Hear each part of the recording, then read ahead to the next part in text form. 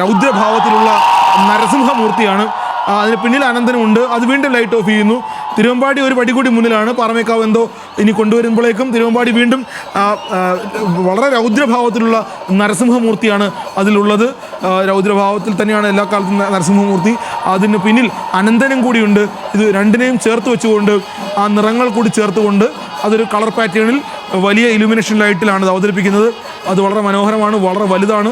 ആ ചിത്രം തന്നെ നടുവിൽ ചിത്രം കൂടി ആകുമ്പോൾ അത് സമ്പൂർണ്ണമാണ്. അത്രയും ദൃശ്യ വിസ്മയം തന്നെയാണത്. തിരുവമ്പാടിയെ ഞെട്ടിച്ചുകൊണ്ട് പാറമേക്കാവ് വീണ്ടും വീണ്ടും പാറമേക്കാവ് ഞെട്ടിക്കുന്നു. ഒരുപക്ഷെ ആ ലൈറ്റ് ഓഫ് ചെയ്യുമ്പോൾ ആയിരിക്കും അതിൻ്റെ യഥാർത്ഥത്തിലുള്ള അതിൻ്റെ ഒരു സൗന്ദര്യം മനസ്സിലാവുക എന്നാണ്.